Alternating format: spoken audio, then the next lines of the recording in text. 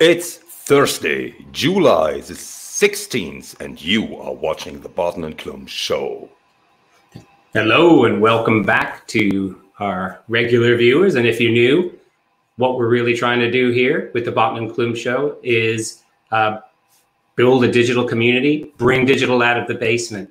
And that's what Kai, to my right, is trying to do, and that's what I'm trying to do. I'm Botten, and we're both proud members of the AXWAY Catalyst team, by the way.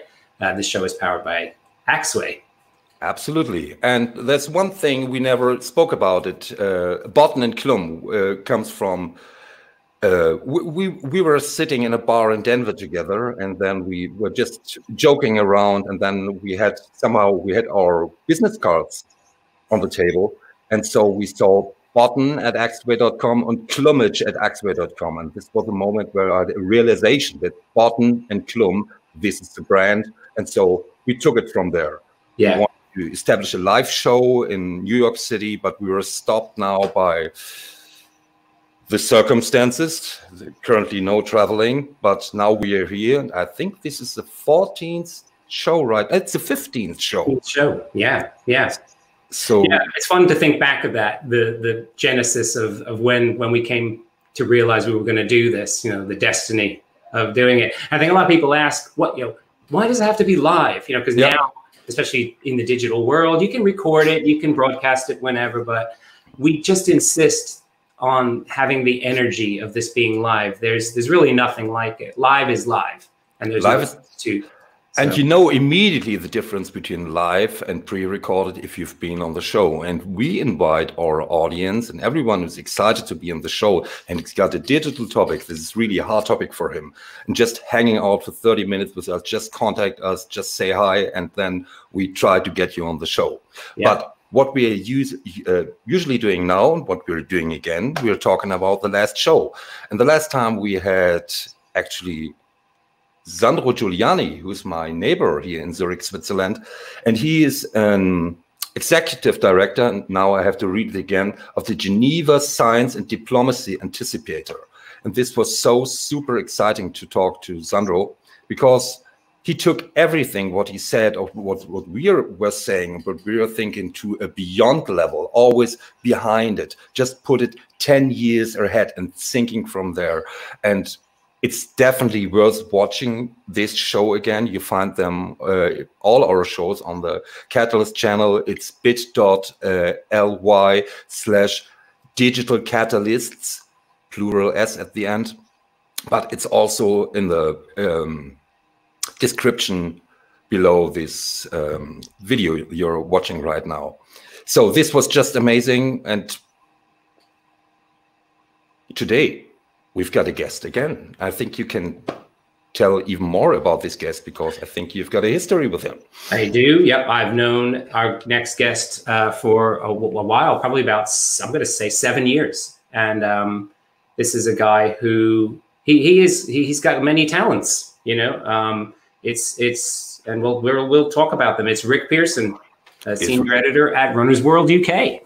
Let's bring him on stage. Yeah.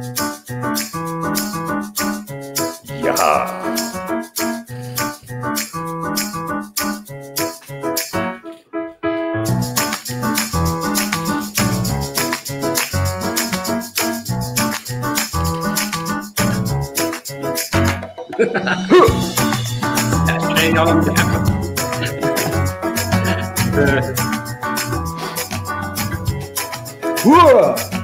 Okay. So, welcome, Rick. Thank you very much. Stop that. This is silly. Let's stop this. Yeah. Oh, Rick. I don't think we've had a welcome like that before. That's no. I don't think I've had a welcome like that either, Brian. That's quite something. Yeah, you should ask your wife to do something like that if you're entering the apartment. Yeah, before breakfast. Yeah. Yeah. Well, thanks for being on the show. As Kai said, we do have a history, and we've been running together. You've given me opportunities to write in the magazine, which is really, really cool. And you're even, and I don't know if people know this, but you're even a music review journalist. Yeah, I did a bit of moonlighting for that. Yeah, I mean, obviously the current situation means that there are no gigs to review. Right. So that's of course. I'm fairly inactive on that front. But I've done. Yeah, it's been a kind of dual passion of mine, I guess. Running and music. They're the two things I love most, I think. Yeah. And running and talking about music while you're running is something we had to do a lot when we were training for ultra marathons. And I wanted to start off with a little, not a quiz, but a revisiting of a game we used to play. Oh, nice. Past 20 miles into the run. And you remember the game is your fantasy music festival lineup. And we'll just limit it to 3. But what would be your fantasy musical festival lineup?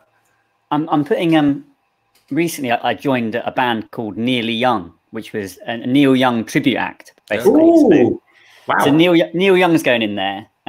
Yes.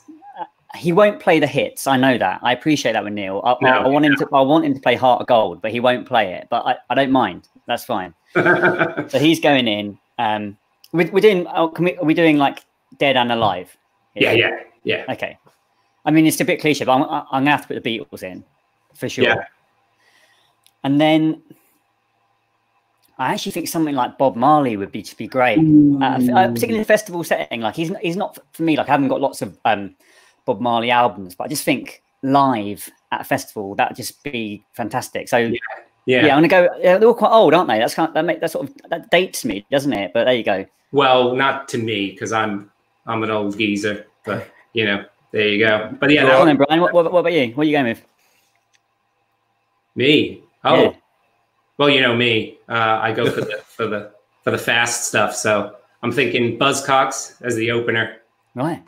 Maybe The Cult as the second band. And then wow, I don't know.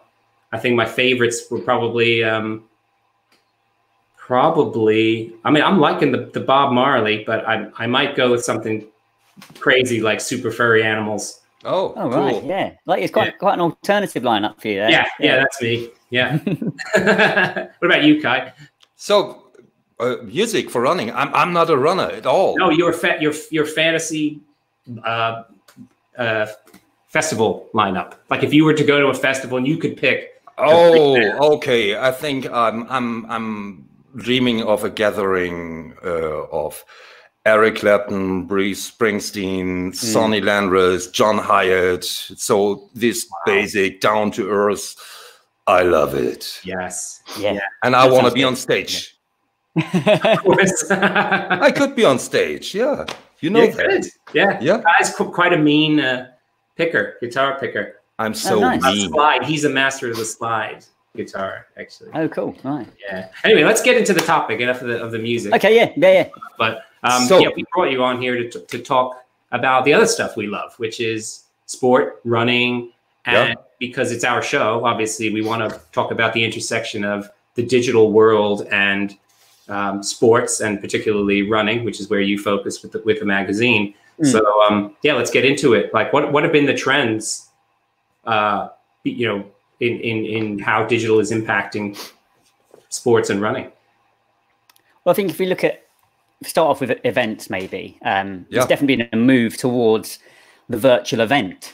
Yeah. So, and I think when this started off, this looked like a fairly niche thing, and some people were a little bit kind of snooty about it and say, how can a virtual event ever compare to a real world event? And I think that there are some things that we'll always struggle to do, for instance, like recreate the feel of like a London Marathon crowd or a New York City crowd, but obviously the current situation that those things have really gone up, and a lot of these big marathons that have been called off, or big events that have been called off, are now offering virtual events. So there's one that will I see Leadville, the kind of great ultra marathon that's in Colorado, is doing a kind of you can do a Leadville challenge now, which is, I think it's 100,000 feet of elevation, which is, I think, is probably what it is in the race. You've got to try and do that by the 22nd of August. So there's lots and lots of these things that have come in from an events perspective. So I think that's the first thing. It's nice to kind of try and pull out the, like you said, that Leadville's usually, what was it, 100,000 cumulative, elevation gain. Yeah, right. Yeah. Crazy stuff. And you can pull out all the elements like that, but What you won't get is like the fact that you're going to get hit by a thunderstorm. You know, you hear the stories from Leadville. And like, yeah, so there's all that kind of stuff that really makes the event real. But I appreciate the attempt to, you know, kind of get the essential challenge of the race. You know, the athletic challenge of it, right? So yeah. Go on. I think also, you know, if you like big city marathons and you like a big crowd, there's this sort of assumption we make. They say, well, everyone wants that, right? But actually, I don't think everyone does want that. Some people, a lot of people get into running for to improve their mental health. So a lot of people who get into running for to improve something like social anxiety. So if you've got social anxiety and you want to do a race, the appeal of a virtual race that you could do essentially alone, actually, that's possibly far more appealing than doing a traditional real world event. So it's got a lot of it's got a lot of advantages as well, I think, as well as disadvantages. Yeah. For me, it's really an exciting idea how to leverage to leverage social distancing in running events, and how to get people apart, and how to still track all their accomplishments, their speeds, if they did it right. And so I think there has something has to come there. Yeah, and I think Hamburg are putting on their marathon in September, so they're one of the first marathons to be on. There's one that's put on in Athens as well, but they're put on with lots and lots of caveats. So, and one of them is kind of what you're talking about, like how can we make this as safe as possible? So can we? And there are people who are employed to do this. I think they're called crowd scientists, and they work out via an algorithm actually the kind of flow through a city. So that's everything from like the size of a start pen to when. To sort of staggered starts, how narrow a course can be, likely finish times, all that stuff. So there's technology really gets involved in ways that some people wouldn't even imagine. You know, I guess a lot of people don't realize people like crowd scientists exist, but they do. Yeah, of course. Yeah. And that's where, like I said, the intersection of the technology. Yeah, right. It's the whole explosion of the wearable technology, which really brought it to us. I remember getting the first wearable running technology I had. I won't mention the manufacturer, but it was a chunky thing, like on my arm. You know, now it's different, and we could talk about that. But you know, it was just that feeling that, oh wow, I can actually augment my training and really know what exactly, like Kai was saying, like know exactly what I've done. But I think it's also another aspect. It's kind of there is the tracking and the logging and doing the training, but then there's the guidance part, which I think you were starting to mention in terms of can we provide guidance and actually come up with a better route for you or something like that, right? Yeah, I think that's right, Brian. Like, I guess we're talking about with the tracking of devices. I guess the watch is the classic one. But I think some of the more interesting stuff might be. As a brand, so Run as Well, we're interested in the idea that more people might be doing active commuting, and a lot of people think active commuting.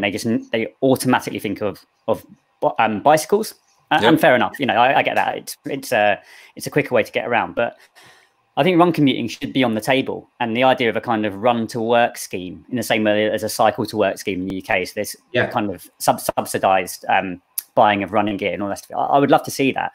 But one bit of technology that's come in there is I think it's tensing air quality, and basically they will look at you can put a route in and they'll give you a clean air score. So they'll say, well, this is the most direct route to work.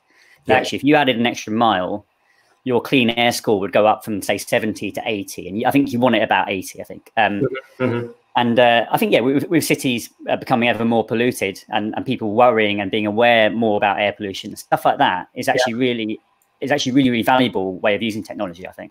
Wow. And I think that's where, like Kai will probably say, we focus a lot in our area of the digital world on APIs. And I think even the term API, people have even started outside of technology to understand what that is. We obviously try to promote it as much as possible. But what you're talking about there is you need this API connectivity to get all of that additional data. You're talking about the air quality data, the traffic data. All that stuff. But you could actually have a better experience in running. I was just thinking about how I read once that the most polluted area, like road area, was that bit of Kew Bridge when you come over Kew Bridge onto the other side. Okay. Yeah. From the south.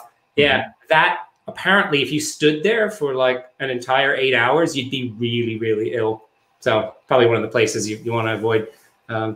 Run faster through that. Yeah, yeah, for sure. I think it's really interesting with air pollution. This is slightly tangential, but it's very localized. So actually, as a runner, you're better off running the kind of the kind of house side or the non-road side of a pavement. Yep. That will even make a marked difference when it comes to air pollution. Wow. Yeah, surprising. Yeah. Huh. So Rick, so you are an editor of Runner's World, and so you are right at the heart of information. Everything pops in your office. And so what's cooking hot at the moment? What's the thing? I think one of the more interesting things that's come in is a power meter. So power meters have been in cycling for ages, and lots of pros will run based on power. And essentially it's measuring your power output. And what you want to do is kind of level off the power stuff. So when you're going uphill and flat, you don't want your power reading to be going all over the place. And that's now moved into running. So there's something called a stride power meter. It clips onto your shoe and it pairs with your watch, and it tells you how much power you're expending. And it's so the idea of kind of training by power has come in over the last year in a way that is that more people are looking at, which I think is an interesting development. That's interesting.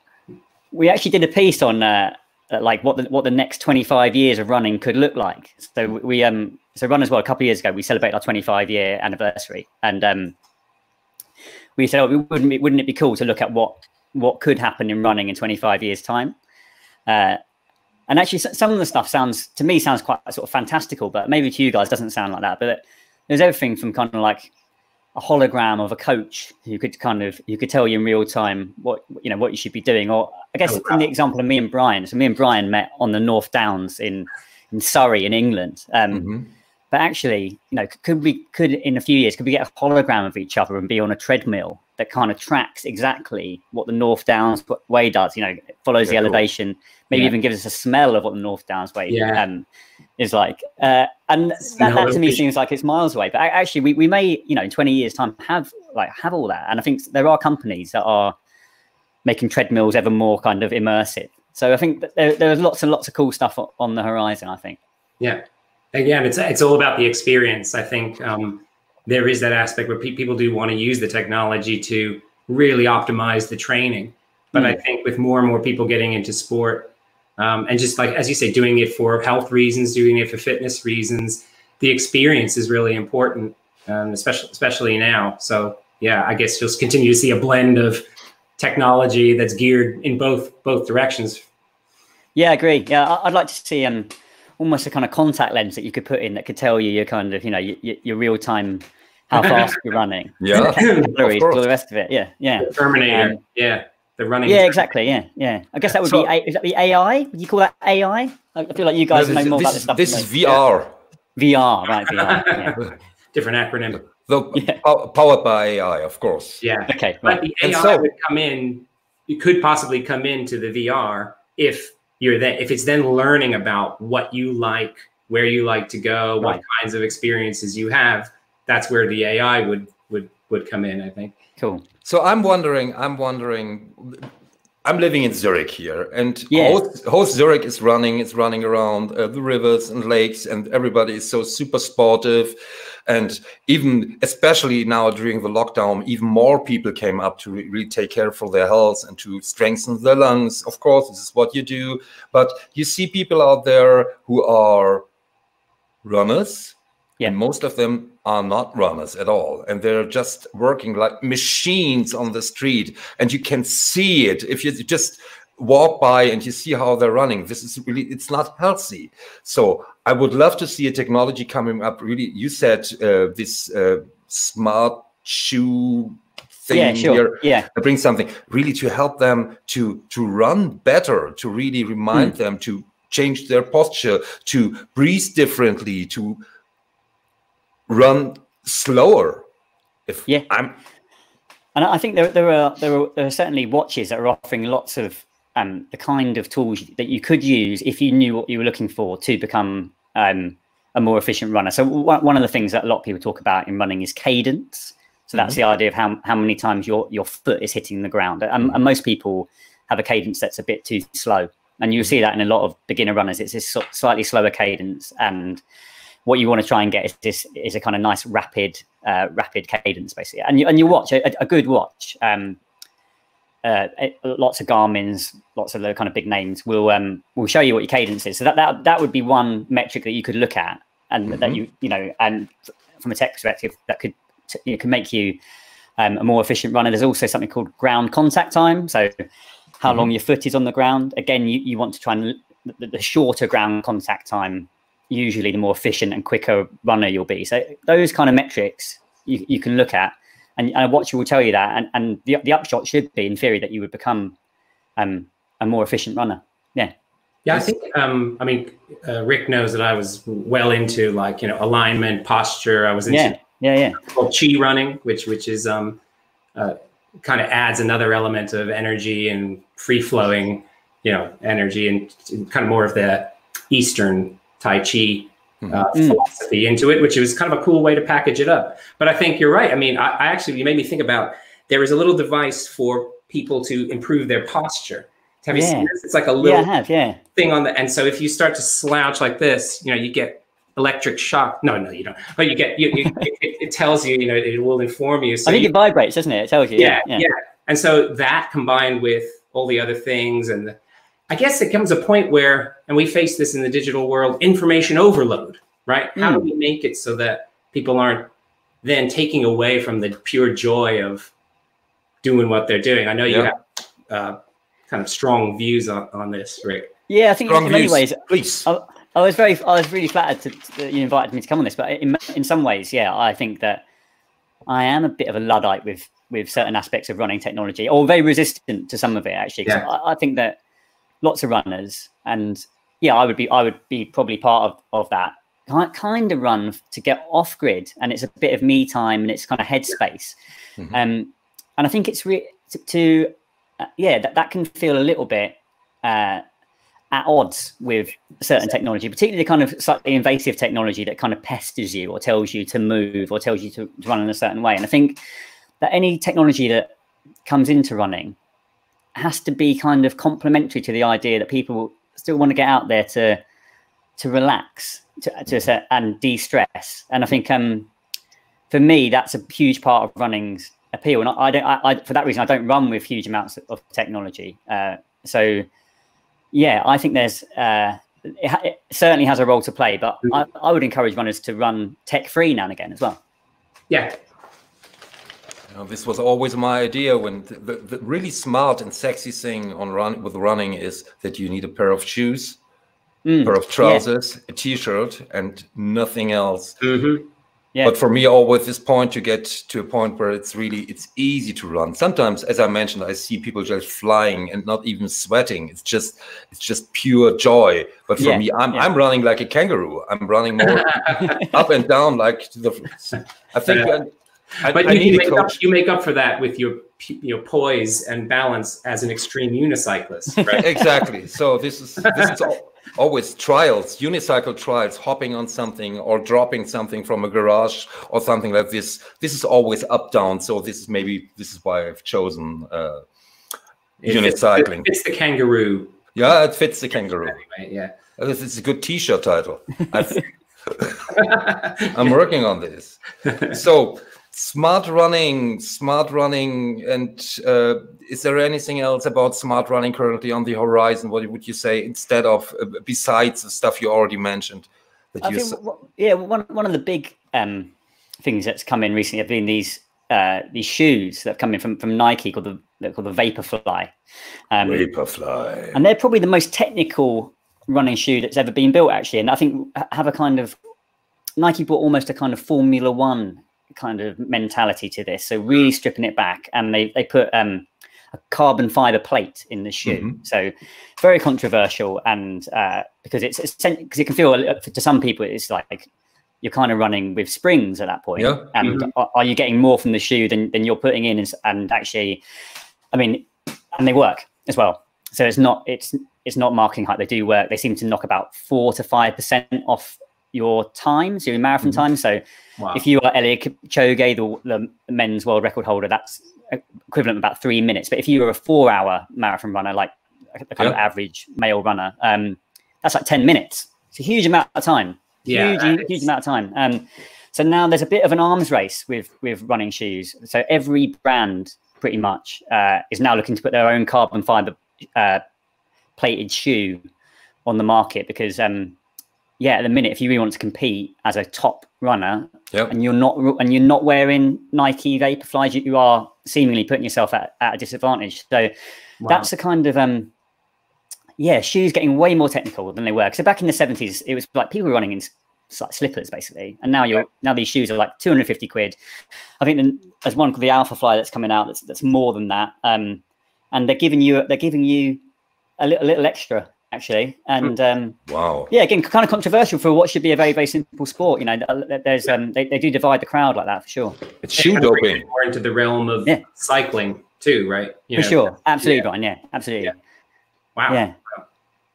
And have you ever more to come? Yeah. Have you ever seen these power stilts? This is a big spring that you're putting on your lower legs, and then you can run like a tiger once you know how it works. And I had my baddest accident with this because I just fell on not on my face, but I just fell down. I think I had 30 or 35 kilometers per hour, and then from this height. But this is the effect. So I think if I would run a marathon with this, world record.